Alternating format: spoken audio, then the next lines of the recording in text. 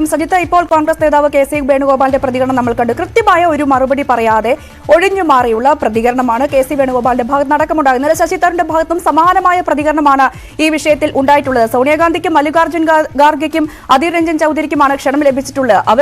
അവർ അതിൽ തീരുമാനമെടുക്കട്ടെ എന്ന ഒഴിഞ്ഞു മാറിയുള്ള ഒരു പ്രതികരണം നേതാക്കളുടെ ഭാഗത്തു നിന്നും ഉണ്ടാകുന്നുണ്ട്. പ്രത്യേകിച്ചും ഈ ഇന്ത്യ മുന്നണിയുടെ കാര്യമൊക്കെ എടുക്കുകയാണെങ്കിൽ ഓരോ പാർട്ടികളും നിലപാട് വ്യക്തമാക്കി രംഗത്ത് വരുന്ന സാഹചര്യമുണ്ട്. RJD നിലപാട് വ്യക്തമാക്കുന്നു, പോകുന്നില്ല എന്ന് പറയുന്നു. TMC നിലപാട് വ്യക്തമാക്കുന്നു. ഇപ്പോൾ CPM ഇവിടെ നിലപാട് വ്യക്തമാക്കുന്നു. എന്തിന് ഈ അയോധ്യ വിധിയെ സ്വാഗതം ചെയ്ത നിതീഷ് കുമാർ അടക്കം അതിൽ പങ്കെടുക്കില്ല എന്ന് വ്യക്തമാക്കുമ്പോൾ കോൺഗ്രസിന് ഇങ്ങനെ ഒരു നിലപാട് പറയാൻ എന്താണ് ഇത്ര ഒരു താമസം? അപ്പോഴും അവിടെ ലീഗ് കോൺഗ്രസിനെ ഒരു പ്രതിസന്ധിയിലാക്കുന്നില്ല എന്നതും ഏറ്റവും ശ്രദ്ധേയമല്ലേ?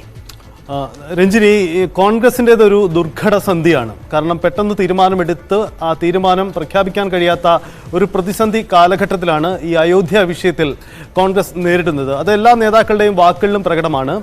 മുസ്ലിം ലീഗിനെ പോലെ കേരളത്തിലെ കോൺഗ്രസിൻ്റെ പ്രധാനപ്പെട്ട ഘടകകക്ഷി അത് മനസ്സിലാക്കി, കോൺഗ്രസിന്റെ പ്രതിസന്ധി മനസ്സിലാക്കി ഇന്ന് പ്രതികരിച്ചു എന്നത് ഒരു പക്ഷേ ഈ പ്രതിസന്ധി ഘട്ടത്തിൽ കോൺഗ്രസിന് ആശ്വാസകരമാണ് എന്ന കാര്യത്തിൽ തർക്കമില്ല. കാരണം ലീഗ് കൂടി അല്പം ശക്തമായ ഒരു നിലപാട് എടുത്തിരുന്നെങ്കിൽ, കോൺഗ്രസ് വേഗത്തിൽ നിലപാടെടുക്കണം അല്ലെങ്കിൽ കോൺഗ്രസ് പങ്കെടുക്കരുത് എന്നുപോലെയുള്ള ശക്തമായ നിലപാട് ലീഗ് എടുത്തിരുന്നെങ്കിൽ സംസ്ഥാനത്തെങ്കിലും കോൺഗ്രസ് വലിയൊരു പ്രതിസന്ധി, അല്പം കൂടി രൂക്ഷമായ പ്രതിസന്ധിയിലേക്ക് പോകുമായിരുന്നു. പക്ഷേ കോൺഗ്രസ് നേരിടുന്ന ഈ രാഷ്ട്രീയ പ്രതിസന്ധി തിരിച്ചറിഞ്ഞുകൊണ്ടാണ് അക്കാര്യത്തിൽ പ്രതികരണം ലീഗിന്റെ ഭാഗത്തു നിന്നുണ്ടായത് എന്ന് തീർച്ചയായും കോൺഗ്രസിന് ആശ്വാസകരമാണ്.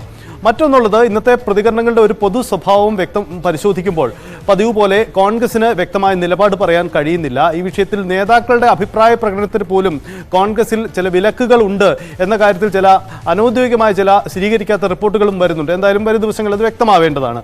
അതിനുമപ്പുറം ഇപ്പോൾ അല്പസമയം മുമ്പ് സീതാറാം യെച്ചൂരി അടക്കമുള്ളവരുടെ വാക്കുകളും ശ്രദ്ധിച്ചാൽ അറിയാം, ഇതിൽ BJP കൃത്യമായ ഒരു രാഷ്ട്രീയം ഈ അയോധ്യയെ മുൻനിർത്തി കളിക്കുന്നുണ്ട്. ആ രാഷ്ട്രീയത്തിൽ ആരും വീണു പോകരുത് എന്നൊരു മുന്നറിയിപ്പും സീതാറാം യെച്ചൂരി നൽകുന്നുണ്ട്. ഒരു പക്ഷേ കോൺഗ്രസിനെ ഒന്ന് തലോടി കരുതൽ നടത്തുന്ന തരത്തിലുള്ള ഒരു പ്രതികരണമാണ് സീതാറാം യെച്ചൂരിയുടെ ഭാഗത്തു നിന്ന് ഉണ്ടായിരിക്കുന്നത് എന്നുകൂടി ശ്രദ്ധേയമാണ്. ഒരു പക്ഷേ ദേശീയ തലത്തിലുള്ള കാഴ്ചപ്പാടുകൾ കൂടി പങ്കുവെച്ചുകൊണ്ടാവാം യെച്ചൂരി അത്തരം നിലപാടെടുത്തത്. പക്ഷേ ഈ വിഷയം കേരള സാഹചര്യത്തിലേക്ക് വരുമ്പോൾ അതിൻ്റെ പശ്ചാത്തലം മാറുന്നു എന്നതാണ് കോൺഗ്രസിനെ കുഴയ്ക്കുന്ന വിഷയം. കാരണം കേരളത്തിലാണ് കോൺഗ്രസ് ഇതിന് വ്യക്തമായ നിലപാടെടുക്കാൻ സമ്മർദ്ദമുണ്ടാവുന്നത്. പ്രധാനമായും CPM പോലെ ഉള്ള കക്ഷികൾ കോൺഗ്രസിന് മേൽ വലിയ സമ്മർദ്ദം ചെലുത്തുന്നു.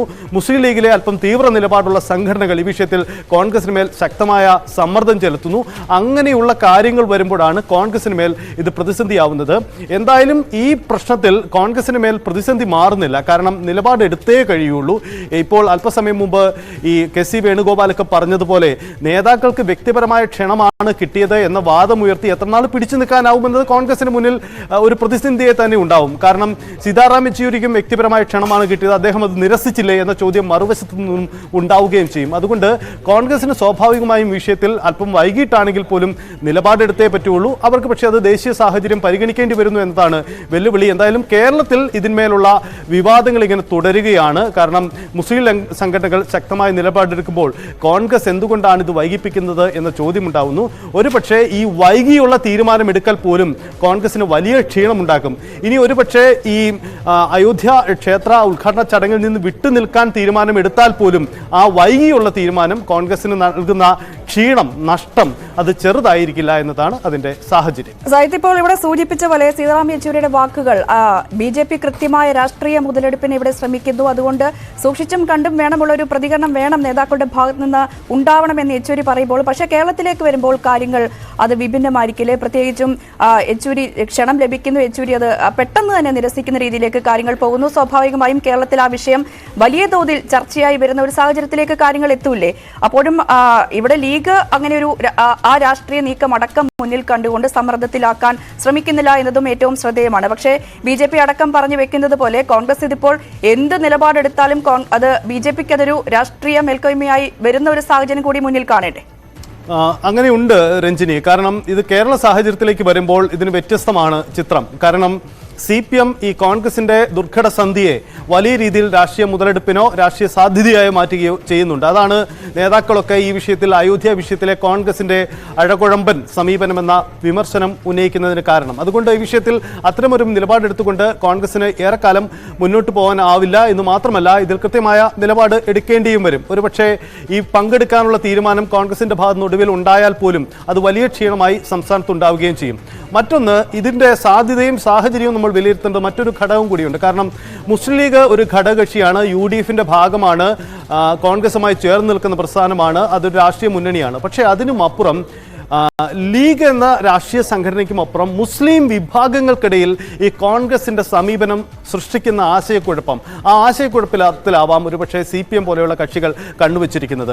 അതുകൊണ്ട് ആ ആശയക്കുഴപ്പം പരിഹരിക്കുക കോൺഗ്രസിന് അത്ര എളുപ്പമല്ല. നമുക്കറിയാം, സമസ്ത പോലെയുള്ള സംഘടനയുടെ മുഖപത്രം അവരുടെ ആ ലേഖനത്തിൽ തന്നെ പരാമർശിക്കുന്നത് കോൺഗ്രസിനെതിരെ അതിരൂക്ഷ വിമർശനമായിരുന്നു. ഒപ്പം തന്നെ സീതാറാം യെച്ചൂരിയുടെ നിലപാടിനെ അവർ കോട്ട് ചെയ്യുകയും ചെയ്യുന്നു.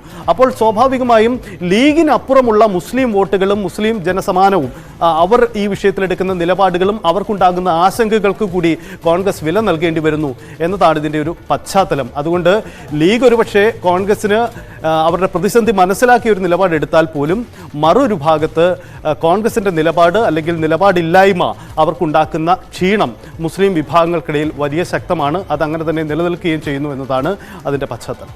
യെസ്, TG സജിത്താണ് വാർത്തയുടെ വിശദാംശങ്ങൾ പങ്കുവച്ചത്.